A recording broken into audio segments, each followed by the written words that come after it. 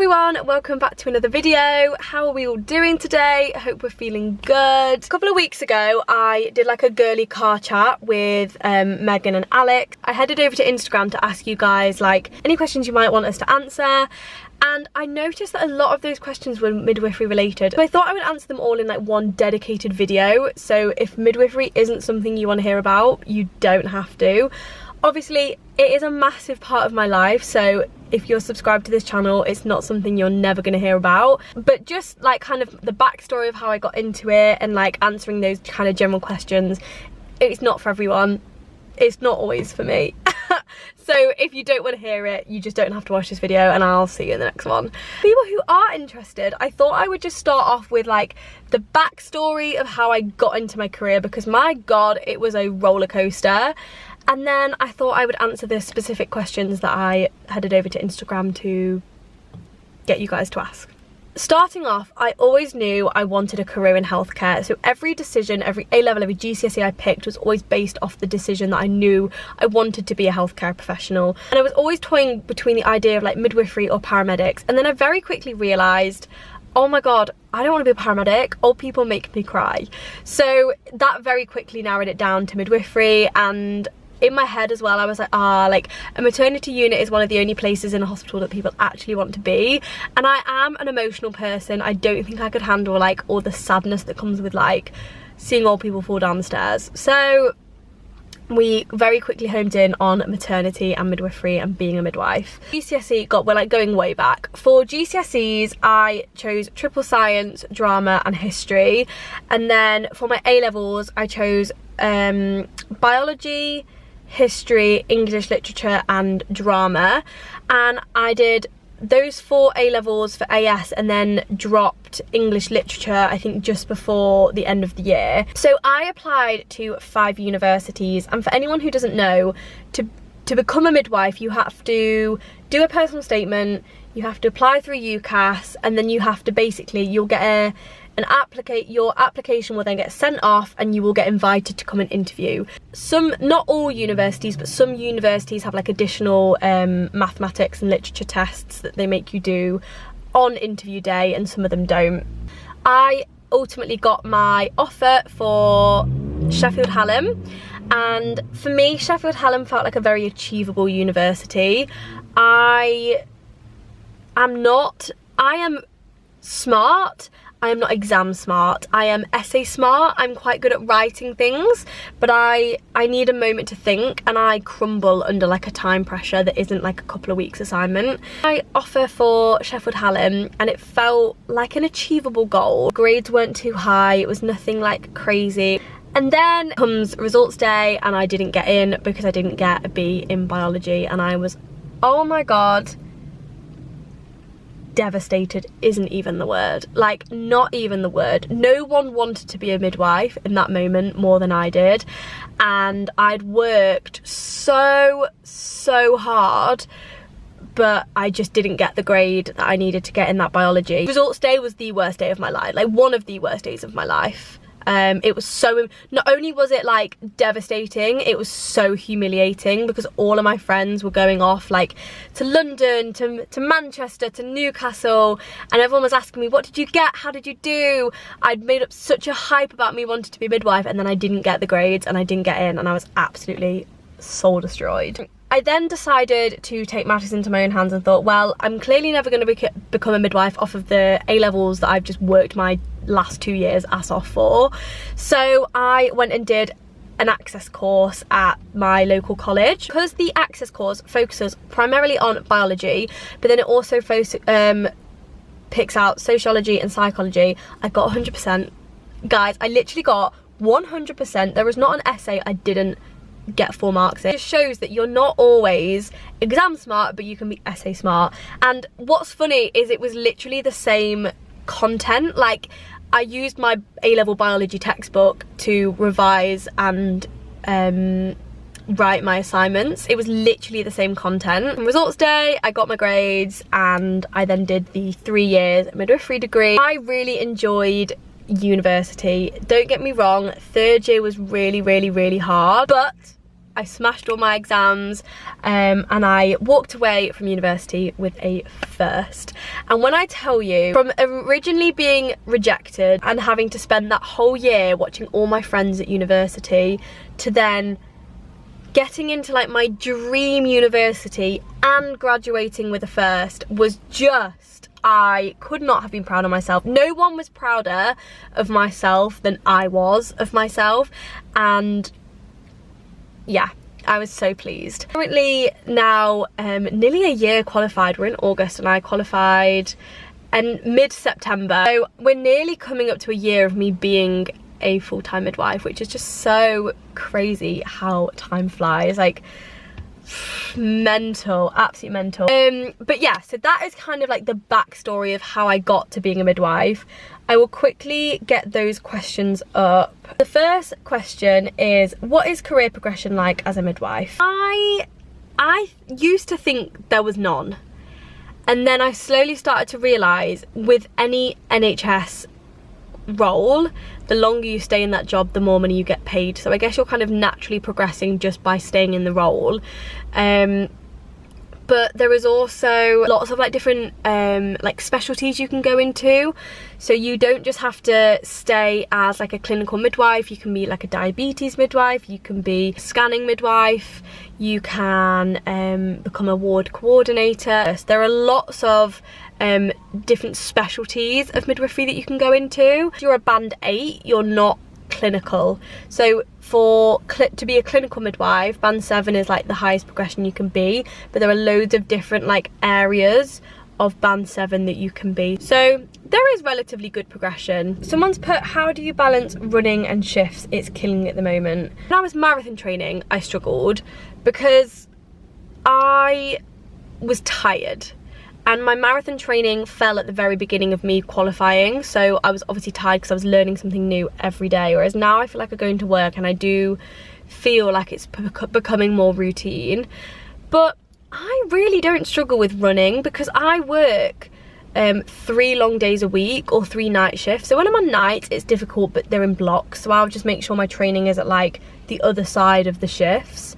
And if I'm on long days, I just run when I'm not at work, and I actually think it would be more difficult to balance running as a 9 to 5 girly, because when it's winter, I wouldn't want to run after work like at like 6 o'clock in the dark. Because actually if I'm working like Monday, Thursday, Friday, I've got Tuesday, Wednesday, Saturday and Sunday that I could run. So I actually don't struggle to fit running and career. I feel like actually they go quite well together. Someone asked me, I'm about to go into 3rd year as a student midwife, is it as scary as everyone says it is? I do think there is a level of expectation that comes with the title of a 3rd year, but like any other job, you are not expected to know everything straight away. You are still learning, you are still a student, and there will still be things qualified that you won't know or haven't done. I compare becoming a midwife or like qualifying to like driving a car. I don't really feel like you can drive a car until you pass your driving test.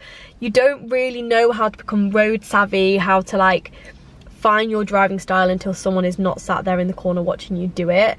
And I think it's the same with midwifery. You just need to learn your style. You need to make the mistakes that will make you become better. I think what being a student does is sets you up to make sure those mistakes are not catastrophic, if that makes sense. Someone's put, how did you find going from uni to full-time work? Girl, the best thing ever.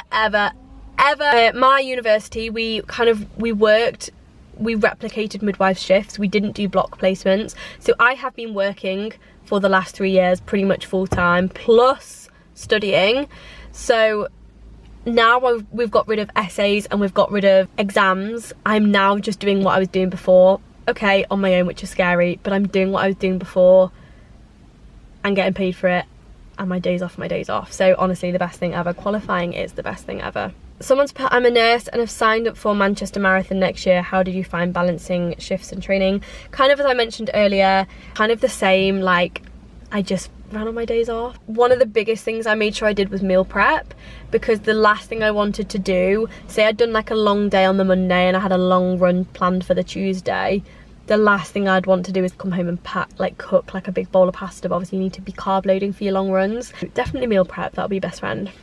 Are there any midwifery jobs that don't involve night shifts, etc., like in a GP practice? Yes, you can be a clinic midwife. If there is a trust that allows it, you can be like core in clinic. Full-time community, it's very unlikely you'll do night shifts. The only reason you'd really do night shifts is if you were on call of like a home birth.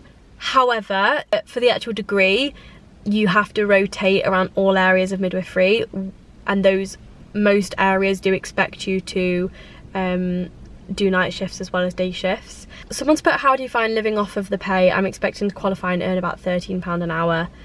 I find budgeting really helps. I am the worst person when it comes to budgeting, but I do find as soon as I get paid, I will put the rent straight into a separate account, so I know I'm always going to have money for rent. Salary is Googleable, so I'm not afraid to tell people what I'm on. But I do find my salary pretty much for a 23-year-old is a pretty good pay. I can imagine my salary when you're older and you have like other priorities and you're like saving for things like weddings or babies or you have a family to provide for. I can imagine that's when it would become a little bit of a stretch, but I think for me right now, it's quite a good pay. So it's not actually like, not to kind of discard the fact that we are definitely underpaid as a profession. I do think right now the pay for me as like post-grad job is actually quite good, but I do find making sure that like your priorities, so your rent, your bills, all of that, putting it to one side the day of payday does definitely help, because there are times when I've like tipped into my overdraft and thought, oh gosh, if I hadn't have done that, I would not be paying my bills. Someone's put, about to qualify, really nervous to enter a toxic workplace, but it's my only option, any advice? My advice would be, if you're genuinely entering a toxic workplace, I'm really sorry that it's your only option and that's like a concern that you have, but I would say use your voice. You are a paid employed member of staff that has a right to speak out if you see anything. You've got to remember as well, if you don't speak out, like, nothing will change. I do think it's a really difficult question to answer, because I'm answering the question as someone who doesn't work in a toxic environment, but I think if I were to be put in that position, I would just have to tell the right people and kind of advocate for myself the way that you advocate for your women, because otherwise nothing's going to change, and I'm sure that you're not the only person feeling like that. Someone's asked me, is it worth it? I think it is. I do love my job, and don't get me wrong, there are days that you will think, why on earth did I put myself through that? And those days probably do sometimes outweigh the good days, but every now and then you will have one of those days where, between all the chaos, you can genuinely see the effect that you've had on a family or a person, and you will then start to see how you slot into the team, and you will think, my God, I'm actually a really valued member of staff here. And like, don't get me wrong, it's so hard. The degree is hard. Everyone knows the crisis of the NHS right now. It's not fake, it's not a lie. We do have a shortage of beds, we do have a shortage of staffs, we do have a shortage of equipment, we're not funded properly, we're not paid properly, but it is still so worth it. Like, you do not enter the NHS for the pay, you do not enter the NHS to have an easy life. You enter the NHS to genuinely make a difference and to genuinely help people, and if that is what you want to do, then yes, it is worth it. If you're doing it because you just think it sounds good and your heart isn't really there, no, it's not worth it. And I think you really have to like pick yourself apart and think, why am I actually doing this? So yeah, I personally, worth it.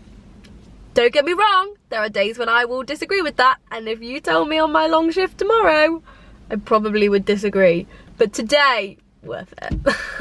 That kind of is all the questions. If you have any questions in the comments, please let me know. I'm happy to answer anything, or if you want to DM me, my Instagram will be somewhere on the screen. I hope you guys enjoyed this. Thank you if you've made this far. Thank you so much for watching. Appreciate it so much more than you'll know. And yeah, good luck to any aspiring midwives, and thank you for listening to anyone who was just simply curious. I will see you in the next video. I think it's the next video or it's the week after that, but I have a few really exciting videos coming up, like exciting videos coming up. So I hope you look forward to them. I look forward to them, and I will see you in the next video.